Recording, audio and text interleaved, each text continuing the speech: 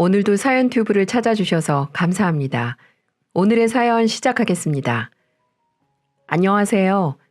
저마다 아픈 상처가 있기 마련이고 말 못할 사정이 있겠죠.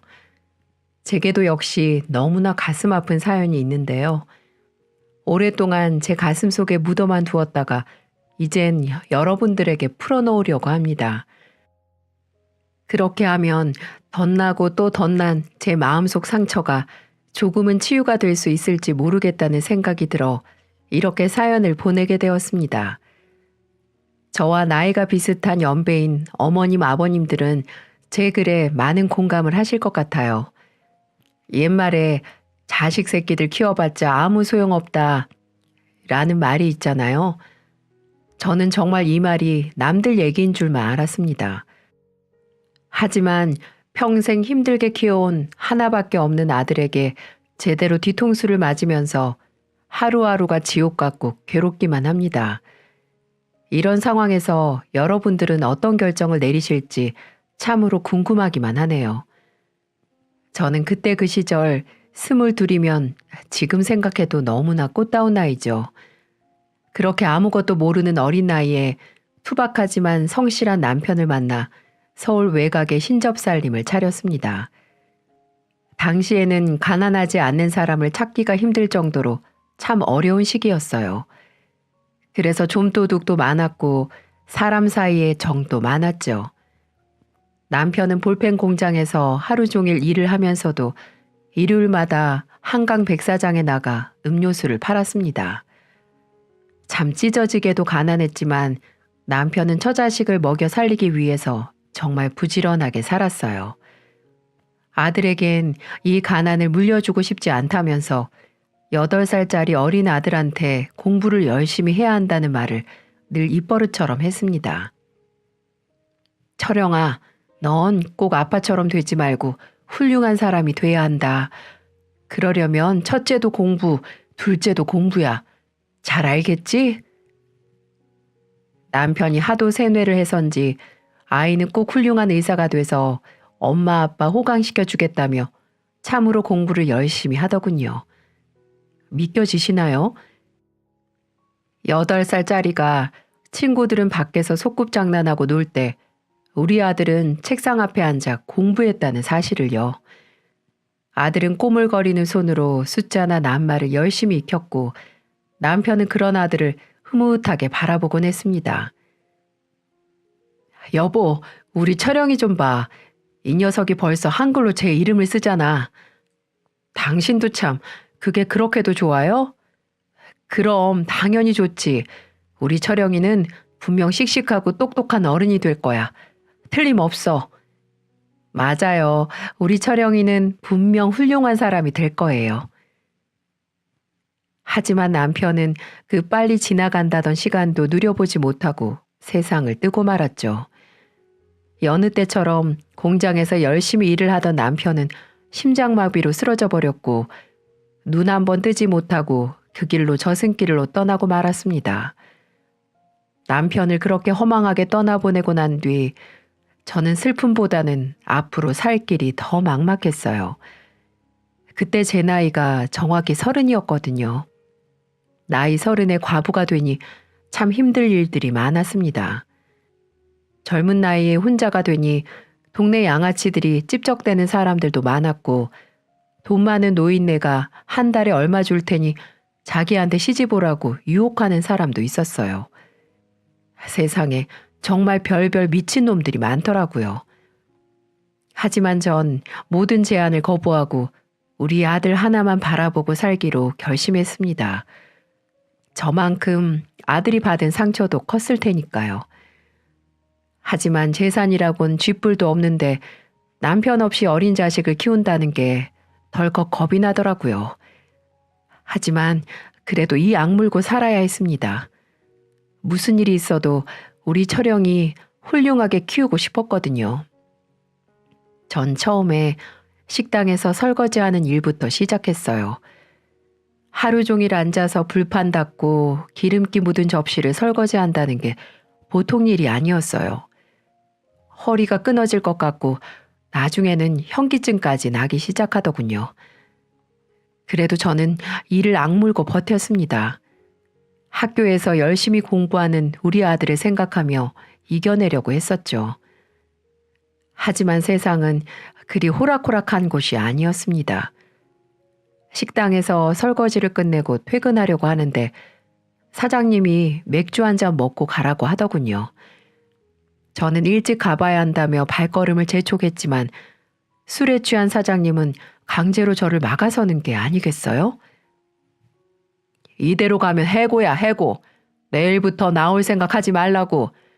내가 차비도 챙겨주고 그렇게 잘해줬더니 사람 호의를 무시해? 아유, 사장님, 지금 어린아들이 혼자 기다리고 있어서요. 가서 밥도 챙겨줘야 되고 집안일도 해야 되고 할 일이 많습니다. 그러니까 딱 30분만 앉았다 가라고. 내가 차비 두둑히 챙겨줄게. 바로 그때였어요. 우리가 실랑이를 하고 있는 사이 사모님이 갑자기 들이닥쳐서는 다짜고짜 제 머리채를 잡기 시작하더군요. 저는 이유도 없이 한동안 머리채 잡히고 질질 끌려다녀야만 했습니다. 알고 보니 사모님이 오해를 하신 거였어요. 저를 여우라고 생각했었나 보더라고요. 사장꼬시는 꼬리 달린 여우 말입니다. 너무 억울했어요. 사장님이 평소에 잘해주셔서 저는 그에 맞게 응답했을 뿐이었는데 평소에 지켜보던 사모님은 색안경을 끼고 저를 보셨나 보더라고요. 결국 나중에 사과를 받긴 했지만 차마 그 식당에서는 일을 못하겠더군요. 그 이후 전 건물 청소, 명함 돌리기, 우유 배달, 나중에는 파출부 일까지 하게 되었죠. 주위에서는 아직 젊으니 좋은 남자 만나 재혼하라고 말했지만 제게는 오직 돈이 목표였어요. 아들을 의대 보내려면 많은 돈이 필요한 게 분명한 사실이었으니까요. 그렇게 남편 없이 아이를 키우며 살아가는 일은 정말 쉽지 않은 일이었지만 일찍 철이 들어버린 아들은 항상 제가 일을 다녀오면 등 마사지도 해주고 발도 주물러주면서 엄마, 내가 나중에 돌아가신 아버지 노릇까지 다 할게요. 그러니 지금 힘들더라도 조금만 버텨주세요. 제가 꼭 엄마 호강이 아니라 대한민국 최고의 엄마로 만들어 드릴게요. 이렇게 말을 하며 제게 큰 힘이 되어 주었죠. 아들이 그렇게 말을 하는데 힘을 내지 않는 어미가 세상 천지 어디 있겠습니까? 제게는 하나밖에 없는 아들이자 이제는 저의 유일한 버팀목이었습니다. 그런 고달픈 시간도 다 지나가는 겁니다. 시간은 금방 지나간다던 남편의 말처럼 어느새 아들은 대학을 갈 나이가 됐고 그 부족한 환경 속에서도 의대에 진학을 했습니다. 의대 합격 소식을 듣는 순간 저는 벅차오르는 감정을 참지 못하고 눈물을 쏟았네요. 그동안 했던 고생이 바로 이 순간을 위해서였다는 생각이 들었습니다. 남편이 이 소식을 들었으면 얼마나 기뻐했을까요? 우리 아들이 분명 훌륭한 사람이 될 거라고 굳게 믿었던 남편은 하늘에서 덩실덩실 춤을 추고 있었을 겁니다. 아들은 틈틈이 아르바이트까지 하면서도 스스로 등록금을 벌려고 했고 밤낮을 쪼개가며 공부를 더 열심히 하기 시작했습니다. 저는 아들이 다른 친구들처럼 연애도 좀 하고 취미생활도 하기 바랬지만 아들은 그런 건 자기에겐 사치라면서 남들 놀 때 더 열심히 해야 원하는 걸 이룰 수 있다면서 부단히도 노력을 했었죠. 결국 아들은 그토록 원하던 의사 면허 시험까지 합격할 수 있었습니다. 진짜 의사가 된 우리 아들이 얼마나 자랑스럽고 기특한지 전 죽어도 여한이 없을 만큼 행복했어요. 이제 고단했던 제 인생도 행복한 일만 가득할 것 같다는 생각이 들었죠. 의사가 된 아들은 항상 저를 걱정해주고 챙겨주었어요. 엄마, 요새 어디 아픈 데 없어요? 아픈데? 글쎄, 딱히 많이 아픈 데는 없는 것 같은데. 그래도 엄마 나이 땐 안심하면 안 돼요. 미리미리 병원 다니면서 피 검사도 하고 대변 검사 같은 것도 하면서 만성질환 같은 거 미리 발견하는 거죠. 제가 병원에 말해둘 테니까 이번에 꼭 들르세요. 그래? 괜히 내가 패 끼치는 거 아니니? 아니에요, 엄마. 아들이 의사인데 이 정도 능력은 충분히 있어요. 그러니까 걱정 말고 오세요. 전 이렇게 아들 덕분에 이런저런 검사를 받으며 병을 관리할 수 있었죠. 의사 아들을 둔 덕택에 평생 경험해 보지 못한 호사를 누렸습니다.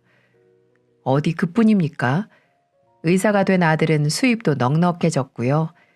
자신이 생활비도 되고 엄마 용돈도 드릴 테니까 일을 그만두라고 성화였습니다. 의사 아들을 둔 엄마가 고생하면 남들이 다 욕한다면서 말이죠. 전 괜스럽다는 생각이 들어서 하던 일을 계속하려고 했지만 아들이 한사코 말리는 바람에 일을 그만두고 집에서 쉬게 됐죠. 아들은 꼬박꼬박 돈을 가져다 주면서 이제 엄마 하고 싶은 거 다 하면서 살라고 하더군요. 그 말 한마디가 지난 고달픈 제 인생을 위로해 주는 것 같아서 눈물이 절로 나오더라고요. 남편 생각도 참 많이 났습니다. 우리 아들이 틀림없이 훌륭한 사람이 될 거라고 믿었던 남편이었는데 흰 가운을 입은 아들 모습을 봤으면 정말 좋아했을 겁니다. 이제 고생은 다 끝났다고 생각을 했습니다. 성공한 효자 아들이 든든하게 절 지켜주고 있었으니까요. 남은 바람이 있다면 우리 아들이 좋은 여자를 만나 가정도 꾸리고 애도 키우면서 사는 걸 보는 것뿐이었죠. 그런 제 희망과는 다르게 아들은 여자에는 도통 관심이 없어 보였습니다. 의사가 된 아들을 둔 엄마에게 얼마나 많은 중매가 들어왔겠어요. 심지어는 제가 살던 주인집에서도 우리 아들이 마음에 쏙 든다며 제 조카와 만나보게 하자고 절 귀찮게 할 정도였으니까요. 하지만 제가 아무리 아들을 떠봐도 아들은 고개를 내저었어요. 엄마, 나 아직 결혼할 생각 없어요. 병원에서 일도 더 배워야 하고 돈 많이 벌어서 그냥 엄마랑 행복하게 살래요. 그게 무슨 소리야? 엄마는 살 날도 얼마 안 남았는데 나도 손주 며느리 봐야 하지 않겠니? 그러니까 엄마가 건강하게 오래오래 사시면 되잖아요. 엄마랑 평생 같이 산다는 아들의 그 말이 그리 나쁘게 들리진 않더라고요. 박복한 팔자인 줄로만 알았는데 이렇게 아들 덕을 보면서 살려고 그런 고생을 했나 봅니다. 그렇게 몇 년의 시간이 훌쩍 지났고 아들은 실력 있는 외과 선생님으로 자리를 잡았죠. 그런 아들 덕택에 살림도 넉넉해져서 예전 고생했던 시절과는 비교할 수도 없을 정도로 편하게 살았습니다. 그런 아들이 어느 날 제게 이런 말을 하는 겁니다. 엄마, 저 결혼하는 거 보고 싶다고 하셨죠? 그럼 이제 우리 훌륭한 의사 선생님이 좋은 여자 만나서 결혼하는 모습 보는 게 엄마 소원이지. 그래서 제가 엄마 소원 이뤄드리려고요. 어? 그 말이 정말이니? 너 혹시 만나는 아가씨가 있는 거야? 네, 사실은 얼마 전에 우연히 만난 여자가 있는데요. 사람이 너무 괜찮아요. 이런 친구라면 결혼을 해도 괜찮을 것 같다는 생각이 들어서요. 아유, 그래, 잘 됐구나. 잘 됐어. 그래야지, 얌. 근데 어떤 아가씨니? 우리 아들 결혼할 결심을 하게 만든 아가씨가 누군지 너무 궁금하구나. 그렇지 않아도 이번에 인사 한번 시켜드리려고 자리를 마련했어요. 분명 엄마도 보면 좋아하실 거예요. 두말하면 잔소리지. 우리 아들이 어련히 좋은 아가씨 골랐으려고. 우리 철영이가 결혼을 한다니까 이 엄마가 너무 좋다. 이제 엄마 품을 떠나서 제 가정을 꾸리며 산다는 게 한편으론 아쉽기도 하지만 자식의 행복한 인생을 빌어주는 게 부모 마음 아니겠어요? 전 연애에는 도통 관심이 없는 아들이 결혼을 결심했다는 소식에 진심으로 기뻤습니다. 그리고 아들이 데리고 온 아가씨를 처음으로 만나게 되었죠. 안녕하세요. 처음 뵙겠습니다. 이은이라고 해요. 반가워요. 전 철영이 엄마 되는 사람입니다. 네, 오빠한테 이야기 많이 들었어요. 어머, 어머니 그런데 나이답지 않게 참 고우시다. 그래요? 그렇게 말해주니 고맙네요. 진짜예요, 어머니. 아, 그리고 말씀 편하게 하세요. 어차피 며느리 될 사람인데 너무 존대하고 그러면 제가 불편해요. 그래요, 그럼 편하게 할게요. 뭐랄까요? 아들이 데리고 온 아가씨는 제 생각과는 매우 먼 타입이었어요. 저도 모르게 여성스럽고 조신한 며느리감을 상상했었나 봅니다. 하지만 그 아가씨는 얼굴은 조망만한 게 예쁘장하긴 한데 짧은 치마에 입담도 거침이 없는 좀 가벼운 사람처럼 보이더라고요. 그렇지만 그 자리에서 당장 싫은 내색은 할 수 없으니까 가만히 지켜보고 있었죠. 식사 자리가 무르익으면서 이런저런 얘기를 나눠봤는데 대화를 하면 할수록 영 제 마음에 들지 않더라고요. 어머니, 아시다시피 오빠가 영 쑥맥이잖아요. 공부만 할 줄 알았지 아는 게 하나도 없어요. 저처럼 똑 부러진 여자친구 만난 게 오빠한테 얼마나 행운인데요. 호박이 넝굴째 굴러온 거나 다름없다니까요. 어? 그런가? 그럼요. 제가 어렸을 때부터 이런저런 경험을 많이 해봤는데요. 오빠 같은 사람이 사기당하기 딱 좋아요. 그러니까 저처럼 야무진 사람이랑 만나야 손해 안 보면서 살죠. 그래. 그럼 은희는 지금 무슨 일을 하지? 저요? 저 탤런트예요. 탤런트. 어머닌 잘 모르시겠지만 연속극에 단역으로 좀 나왔고요. 연극 무대도 좀 섰고요. 아, 그래? 뭐 그러고 보니까 어디선가 본 것 같기도 하고. 알고 보니 예비 며느리는 유명한 탤런트는 아니고 거의 무명에 가까운 여자였습니다. 그러니 알아보는 사람보다 몰라보는 사람이 많았죠.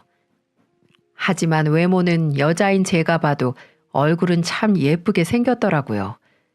아마 아들 녀석은 그런 외모에 홀딱 반해버리고 만 것 같더라고요. 하지만 여자는 얼굴만 보면 안 됩니다. 그 사람의 마음씨나 성품을 눈여겨봐야 하는 거죠.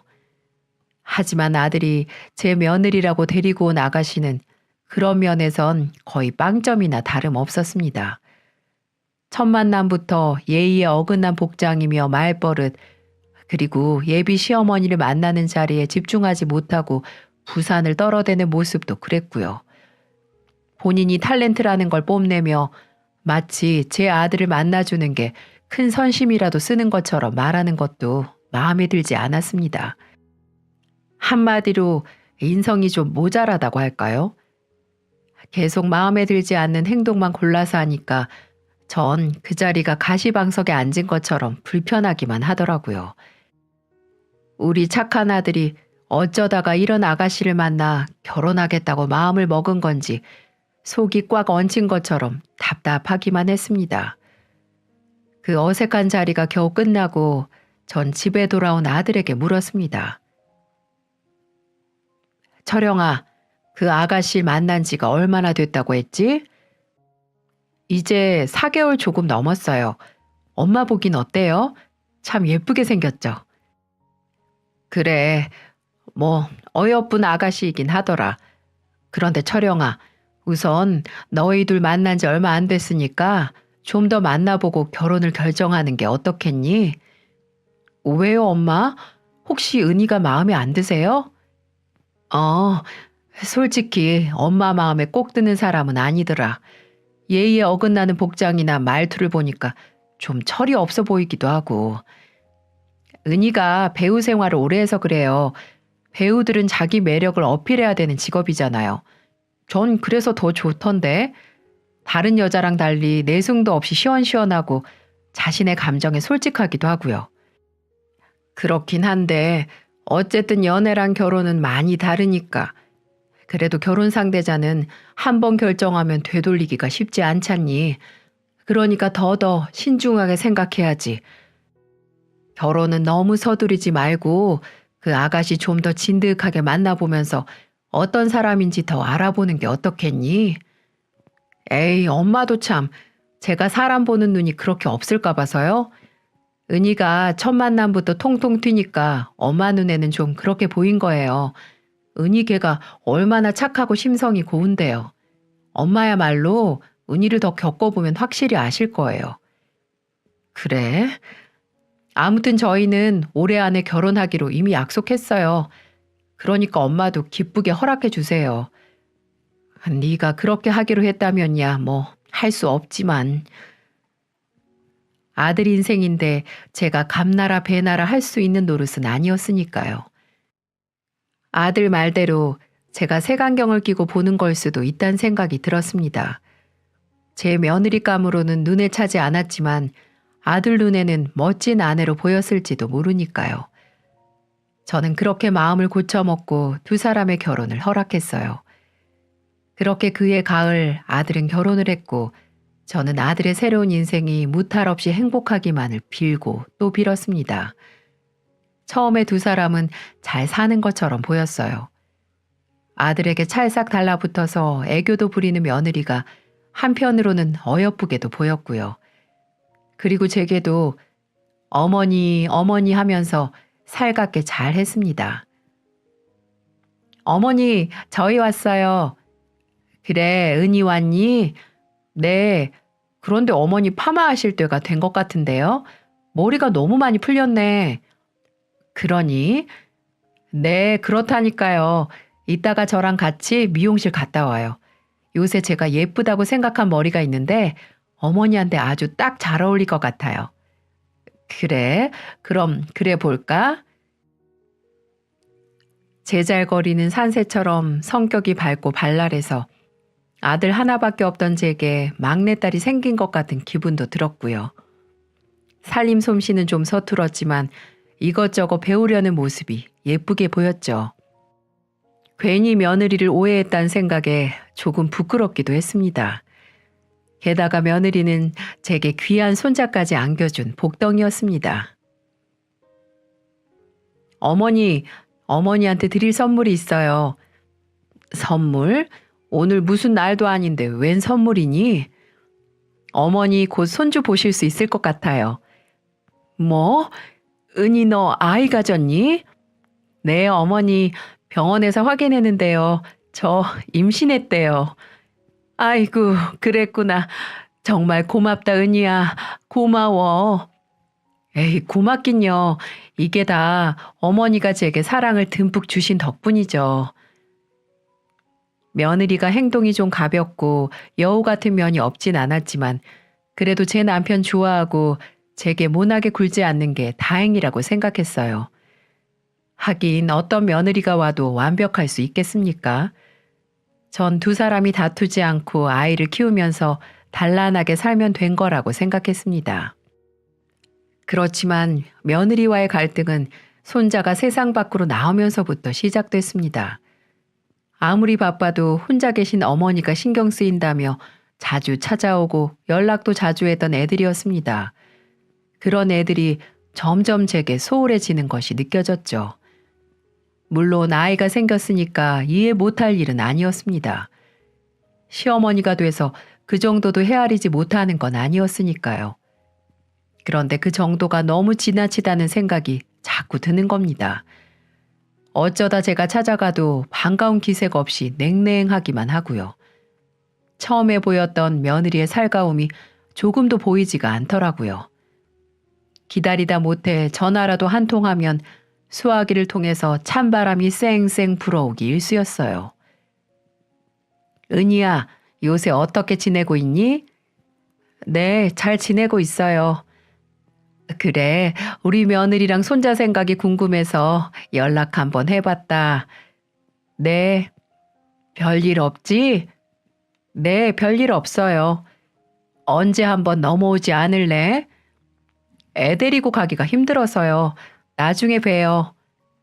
응, 그래, 그러자꾸나. 출산 우울증이라도 있는 건지 며느리가 차갑게 구니까 여간 신경이 쓰이는 게 아니더라고요. 며느리만 그러면 좀 더 낫죠. 엄마 일이라면 발벗고 나서던 아들 녀석까지 연락이 뜸해지니까 제 마음이 헛헛해지는 겁니다. 그래도 명절이나 생일에는 꼭 찾아왔었거든요. 그런데 어느 날부터 이 핑계 저 핑계 대면서 절 찾는 날도 드물어지는 겁니다. 아무리 애 낳고 산다지만 좀 너무하다는 생각이 들었어요. 특히 아들 녀석에게는 서운한 마음이 더 짙었죠. 언젠 엄마랑 평생 같이 산다고 호언하더니만 제 마누라 새끼 생겼다고 이 애미는 거들떠도 안 보니까요. 아무리 좋게 생각해 보려고 해도 서러움이 북받쳐 오르는 건 어쩔 수가 없었습니다. 철영아, 엄마다. 요새 무슨 일 있나 싶어서 전화 한번 했어. 네가 하도 연락이 없으니까 궁금해서. 아, 그랬어요? 요새 병원 일이 너무 바빠서요. 언제 한번 내려갈게요. 엄마, 나 좀 바빠서 통화 오래 못해요. 어? 아, 그래, 알았다. 꼭 한번 내려와라. 네, 끊어요.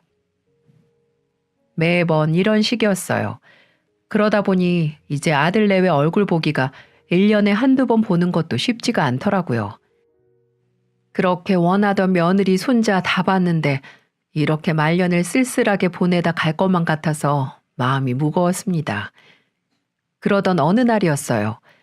명절이 다가오자 모처럼 아들 내외를 볼 수 있다는 생각에 제 기분은 들떠 있었죠.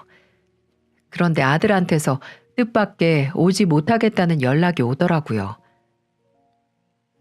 엄마, 죄송한데 이번에는 못 내려갈 것 같아서요. 아니 왜? 명절에 겨우 아들 얼굴 한번 보는데 왜 못 내려와? 이번 명절에 장인 장모님 모시고 제주도 한번 내려가기로 했어요. 그러다 보니까 일정이 영 빡빡해서 이번에 못 내려가고 다음에 시간 한번 내서 따로 내려갈게요. 뭐? 그러니까 사돈어른 모시고 여행 가서 못 오겠다는 거니? 네, 장인어른 칠순 겸해서 여행 한번 다녀오기로 했어요. 이번에는 엄마가 한 번만 이해해 주세요. 네? 아들 입에서 나온 말이라곤 믿기지가 않더라고요. 바깥 사돈 칠수는 아직 한참이나 남았는데 굳이 명절 연휴를 껴서 여행을 간다는 게 납득이 되지 않았고요. 언제부턴가 찬밥 신세로 전락한 제 처지가 참 불쌍하게 생각되더군요. 그런 마음이 드니까 며느리한테 한마디 해야겠다는 생각이 들었습니다. 네, 어머니 무슨 일이세요? 은인이? 너 이번 명절에 못 올라온다고 하던데 진짜 올라오지 못하는 거야? 오빠한테 말씀 못 들으셨어요? 이번에 저희 부모님 모시고 제주도 한번 다녀오려고요. 그동안 번듯한 여행 한번 못 보내드려서요. 그래, 그건 알겠는데 나도 좀 서운한 마음이 드는구나. 네? 어머니가 왜요? 왜라니? 나도 이번 명절에 너희 얼굴도 보고 귀여운 손자 재롱도 보려고 기대를 하고 있었는데 말이다. 명절 아니면 너희도 잘 내려오지도 않잖니. 사돈 어른들 모시고 여행 가는 건 좋은데 혹시 다른 날로 바꾸면 안 되겠어? 나도 니들 얼굴 본 지가 1년도 다 돼가는구나. 안 돼요. 이미 비행기표랑 호텔도 다 예약해서 바꿀 수가 없어요. 그리고 왜 그리 속이 좁으세요, 어머니? 무슨 애도 아니고요. 우리가 알아서 찾아뵐 거니까 이런 걸로 귀찮게 하지 마세요. 안 그래도 애 때문에 힘들게 육아전쟁하고 있는데 어머니까지 왜 그러세요? 뭐? 너 말이 너무 심한 거 아니니? 어머니는 계속 했던 말 반복하게 만드니까 그러는 거죠. 저 바쁘니까 끊을게요. 들어가세요. 뭐? 아니 은희야. 며느리가 매정하게 전화를 끊어버리는데 속이 상해서 죽는 줄 알았습니다. 제가 이렇게까지 부탁을 하는데도 조금도 생각해보지도 않더라고요. 대체 이게 무슨 경우인가 황당한 마음이 진정도 안 되고 기분이 영 찜찜했습니다. 그리고 1시간이나 지났을까요? 아들놈에게서 전화가 걸려오더라고요. 전화를 받았더니 아들이 격앙된 목소리로 제게 막 뭐라고 하는 게 아니겠어요? 엄마, 왜 은희한테 전화해서는 잔소리 하세요? 제가 못 내려간다고 미리 말씀을 드렸잖아요. 아니, 그거 하나 이해하지 못해요? 철영아, 엄만 그게 아니고 집사람도 저 쉬는 날 겨우 일정 잡아서 여행 한번 가는 거예요. 그걸 엄마가 트집 잡으니까 애가 스트레스 받아서 죽겠다잖아요. 엄마는 그렇게 며느리 잡아서 속이 시원해요? 아니, 얘가 정말 내가 언제 은희를 잡았다고 그래?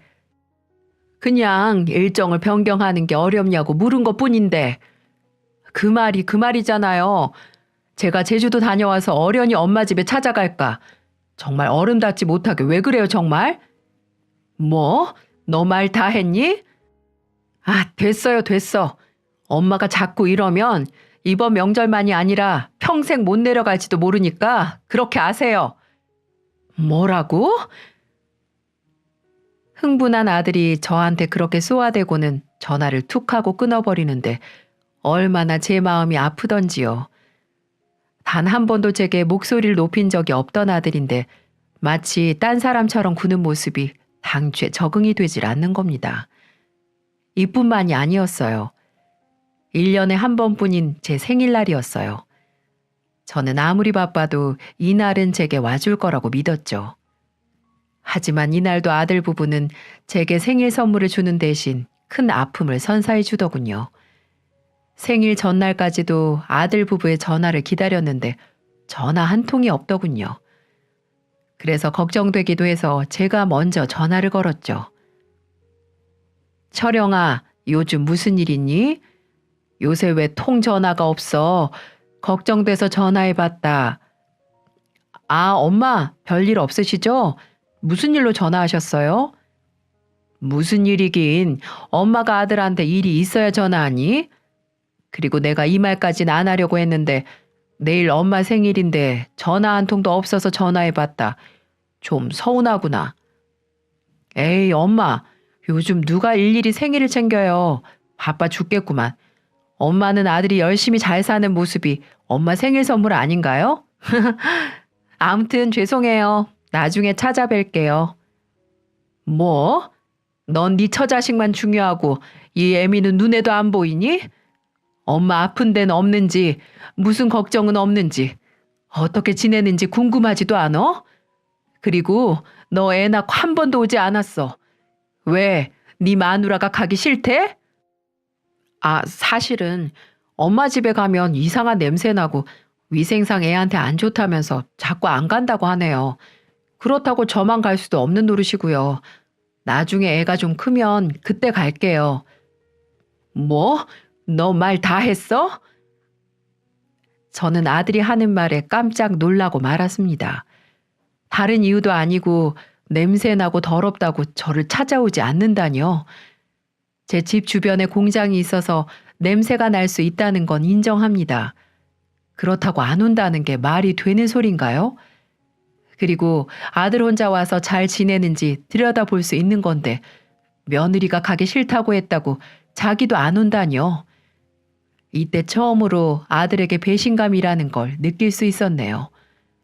너무나도 변해버린 아들, 이제는 점점 낯설어지기 시작하더군요.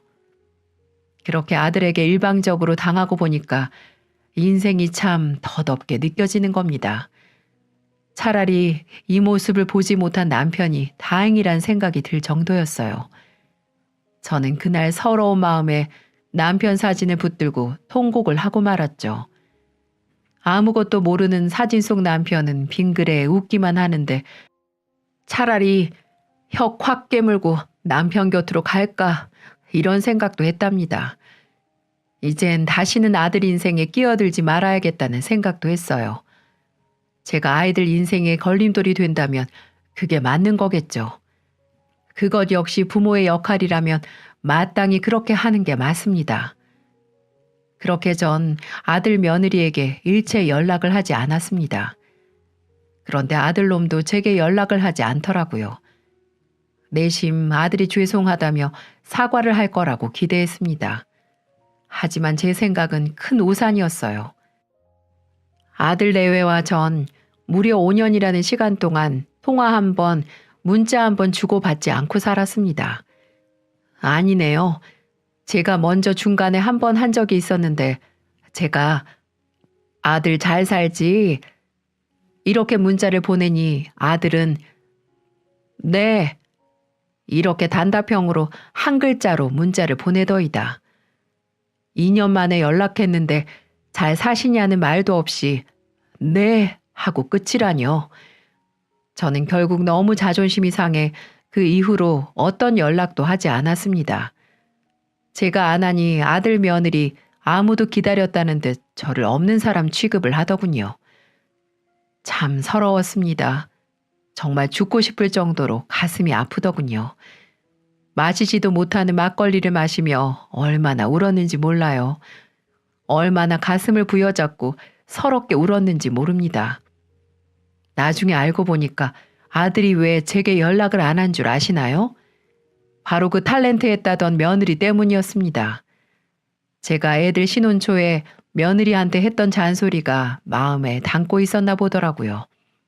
저는 솔직히 잔소리라고 생각하지도 않았습니다. 시애미가 며느리한테 이것저것 몇 마디 할 수 있다고 생각했어요. 그것도 모두 아들과 관련된 내용들이었습니다.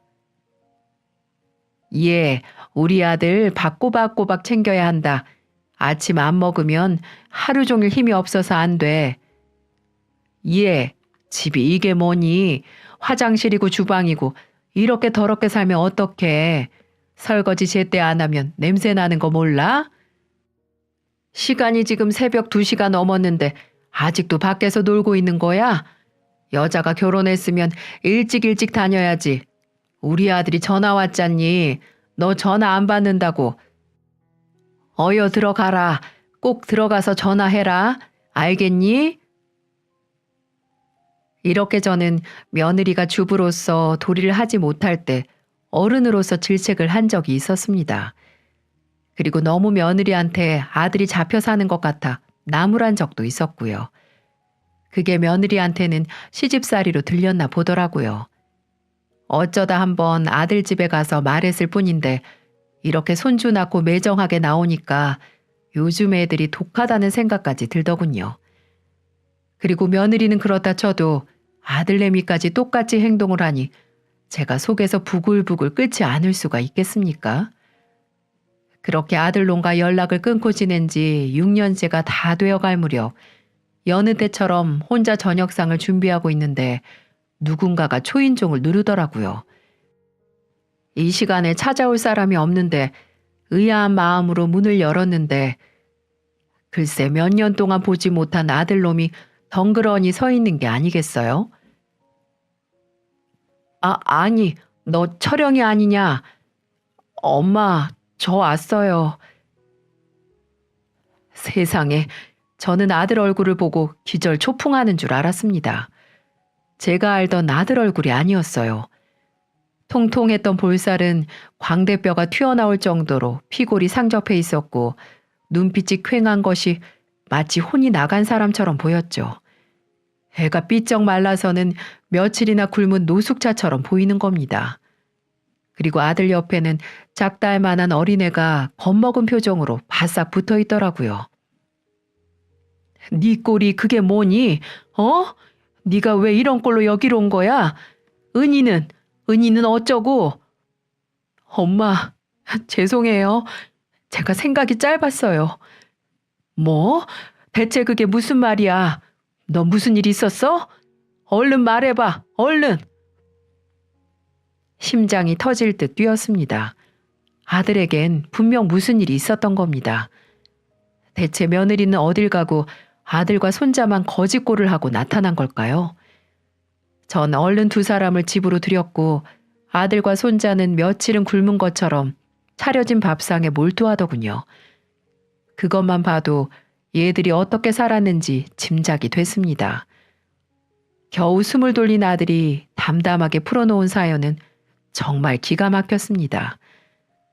어느 날 며느리는 아들에게 성격 차이로 이혼을 요구했답니다. 놀란 아들이 며느리에게 울고불고 매달린 모양이에요. 이혼만큼은 절대 안 된다며 원하는 거 다 해주겠으니 제발 다시 생각해보라고 만류했다는 겁니다. 결국 별거 상태로 지내기로 한 아들과 며느리는 따로 지냈고요. 그동안 손자는 아들이 도우미까지 구해서 겨우 키운 모양이에요. 그러면서도 아들은 며느리에게 꼬박꼬박 생활비를 보냈고 며느리는 그것도 모자라 집과 부동산 명의를 자신 앞으로 해달라는 요구를 했다는 겁니다. 그러면 이혼 생각을 다시 해보겠다는 조건으로 말이죠. 그 말을 철석같이 믿은 아들은 며느리의 요구대로 재산을 전부 며느리 명의로 돌려주었고 며느리가 쓰는 카드값까지 꼬박꼬박 내주었다는 거죠. 아무리 아들이 의사라지만 한계라는 게 있지 않겠습니까? 따로 집까지 얻어서 나간 며느리에게 매달 수백에 달하는 생활비도 감당해야죠. 아들 키우는 육아비와 생활비도 책임을 져야죠. 거기에다 며느리의 사치까지도 해결해야 하니 아들이 오래 버틸 수 없는 건 당연했습니다. 견디다 못한 아들이 며느리에게 이제 돌아오라고 욕을 했지만 며느리는 요지부동이었답니다. 아무래도 그런 며느리의 행동이 이상하게 느껴진 아들은 몰래 뒷조사를 했고 자신의 아내가 바람까지 피고 있다는 사실을 알게 됐다는 거였죠.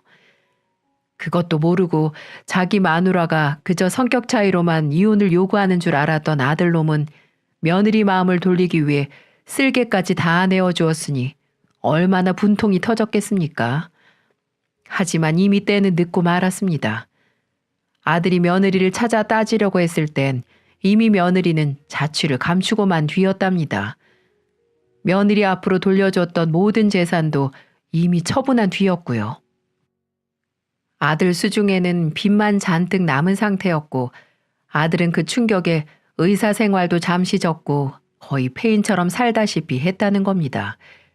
손자하고 극단적인 선택까지 하려고 했다고 말하더군요. 그러면서 제 앞에서 피눈물을 흘리는데 얼마나 답답하던지요. 당장이라도 며느리 그년을 찾아서 요절을 내주고 싶었지만 제가 뒤늦게 그렇게 한들 무슨 소용이 있겠습니까? 알고 보니 아들이 지금껏 제게 모질게 했던 거는 다 며느리가 조정을 했던 거였습니다. 지금껏 의사가 되기 위해 연애 한번 제대로 못하고 공부만 했었던 아들은 여자 하나 잘못 만나 결국 패가 망신하고 만 거였어요. 괜히 탤런트 연기자겠습니까? 아무리 무명에 가깝다고 해도 우리 일반인들보다 연기를 훨씬 잘하지 않겠습니까? 며느리는 아들에게 여우짓 같은 연기를 하며 아들을 구워 삶았고 그 늪에 빠져나오지 못하고 이 어미까지 배신하며 며느리에게 환장했던 걸로 보였어요. 솔직히 우리 아들이 인물이 잘난 편은 아닙니다. 처음부터 저렇게 예쁜 아가씨가 우리 아들하고 결혼한다고 했을 때 좀 의아하긴 했었어요. 그래서 저는 단번에 알아볼 수 있었죠. 며느리가 우리 아들의 조건, 배경 보고 결혼한다는 사실을요. 그래서 저는 그년을 탐탁지 않게 여겼었던 거였는데 우리 아들은 눈에 콩깍지가 씌어서 홀라당 넘어가고 만 거였습니다. 결국 며느리에게 제대로 뒤통수를 맞고 벼랑 끝에 몰린 아들이 찾아온 곳은 결국 저였던 거고요. 아들 말을 다 듣고 나니 속이 찢어지는 것처럼 아팠습니다. 대체 이 며느리녀는 사람을 이렇게까지 망가뜨릴 수 있는 걸까요? 당장 제가 경찰에 신고를 하자고 했는데 이미 아들이 신고를 한 뒤였더라고요. 경찰에서도 이 사건이 단순한 가정불화에 가깝고 아들이 모든 명의도 다 바꿔주고 그래서 사기로 보기엔 애매하다고 했다는 겁니다. 그 말에도 일리가 있죠. 자기 손으로 모든 걸 해주었으니까요. 제 아들이지만 왜 이렇게 바보 같을까요? 아들은 공부만 잘하는 헛똑똑이었지 다른 것은 아무것도 모르는 바보 멍충이었네요. 사실 아직도 아들이 많이 밉습니다. 이 어미를 나 몰라라 하고 저를 버린 거나 마찬가지였으니까요.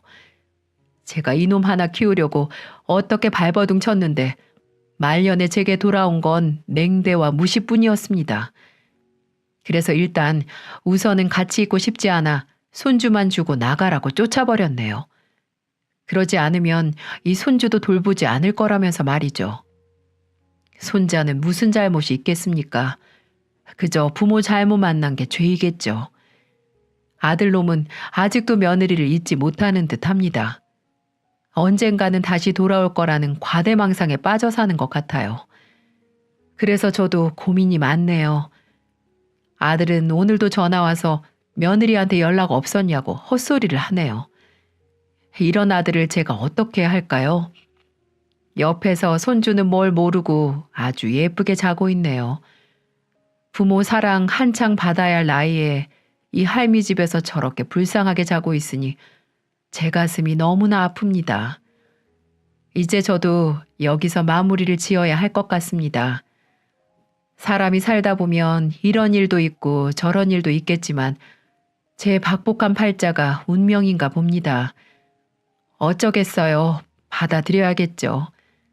아들놈은 보기도 싫지만 한편으로 걱정도 앞서네요. 하루하루가 참 답답하기만 합니다. 긴 이야기 들어주셔서 감사합니다. 부디 애청자분들의 가정에는 늘 행복만 가득하길 빌겠습니다. 감사합니다.